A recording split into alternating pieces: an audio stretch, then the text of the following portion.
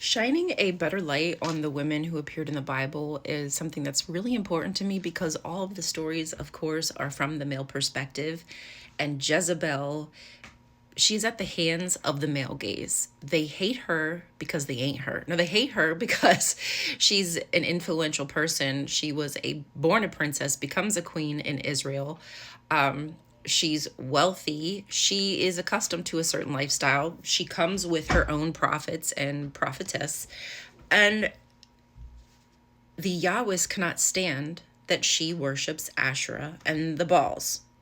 So we already know that they are going to paint her in a negative light. Everything they're going to say about her is going to be derogatory. So there's going to be a couple things that I want to point out to you that I don't think enough people discuss about her story. Okay, so number one, I don't think that Jezebel disliked the Yahwehs.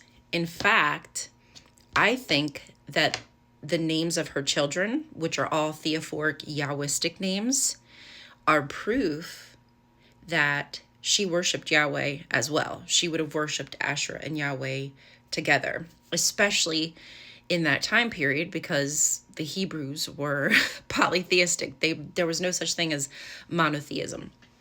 Now, the Yahwehs might have been monolatrists or henotheists, but they weren't monolatrists. And actually, I still don't think there's any religion that's monotheism. But anyway, moving along.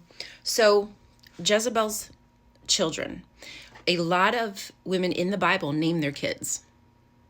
They are the one who get that gift, which they should be. I mean, if you pop that thing out your cooch, you deserve to name it, especially considering you might want to have something connected to your God, which is, interestingly enough, her three children, their names are Athaliah, which could mean something like Yah is exalted. Ahaziah translate to Yah has grasped, Yahweh has grasped. And Yehoram, Yah is high. Ooh, I want to get high with Yah. So isn't that interesting that she chose Yahwistic names? She could have chose Baalistic names, but she didn't. So that to me is almost proof that she was not against the Yahwehs. The Yahwehs were against her because it's pretty obvious that they're gunning for her the entire time. So the first prophet that we're told about in her story is Elijah with a J. The other Elisha, we'll talk about him later. So Elijah hates Jezebel, and he's a whiny fucking little bitch. If you read the story, I had to hide. I was the only Yahweh's prophet left. And it's a lie, because we find out later Yahweh says, bro, chill out. There's like 7K, I forget how many, but there's like 7,000 prophets of Yahweh. So like, chill out, hold your horses, okay? Slow your roll. You're fine. Stop being a whiny little baby. So that's a complete lie. She's not killing all the prophets of Yahweh because there's thousands upon thousands of them.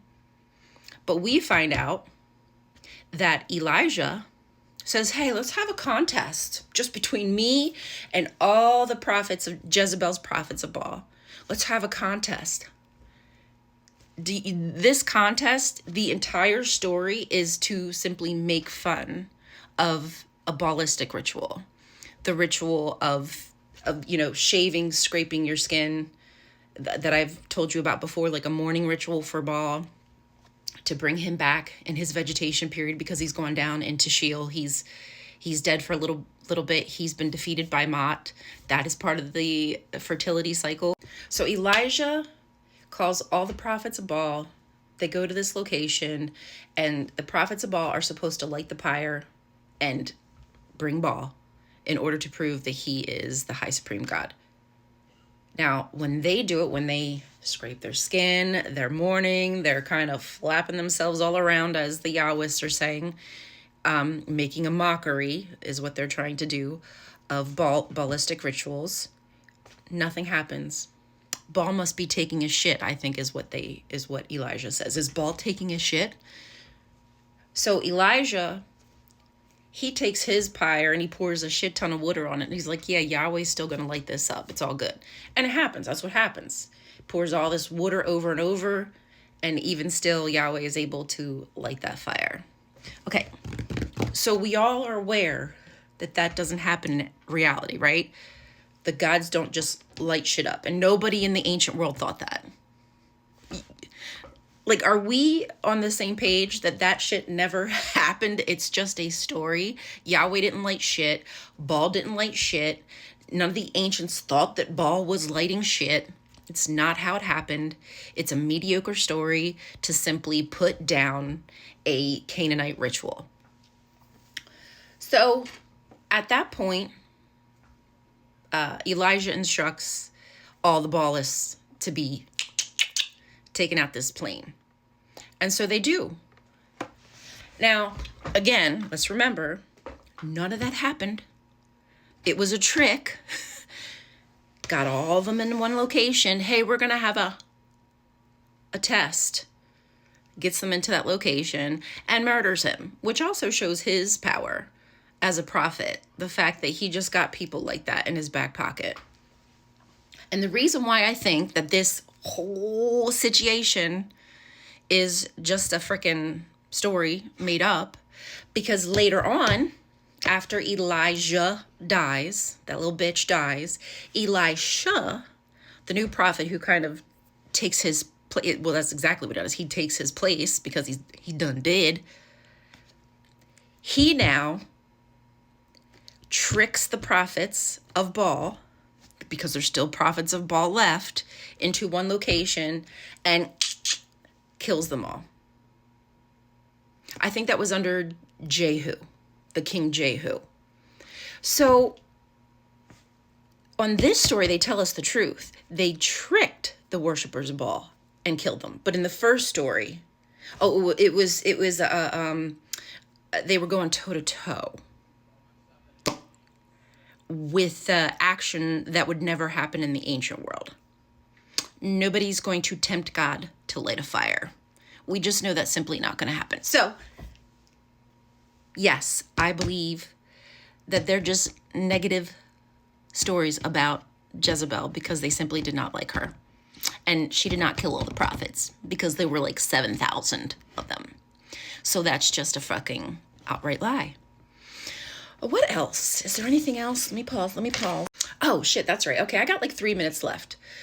So I show that seal quite often, the seal of Jezebel. And in her story, they say that her husband is depressed because he wants Naboth's vineyard. And Naboth won't give him the vineyard because it's his ancestral land and he doesn't want to sell it. And hey, I completely understand that. I would not either. But Ahab doesn't want to do the kingly thing and just go take what he thinks is his. So Jezebel's like, all right, babes, I got this for you. And so she writes a letter in Ahab's name and sends it to some scoundrels. Like, she uses his seal, not hers, even though she has a seal we found in archaeology. So she's doing her own business. She doesn't need to use Ahab's seal. Supposedly she used Ahab's seal and says, hey, we need y'all to say that Naboth cursed God. She sent that letter to some scoundrels.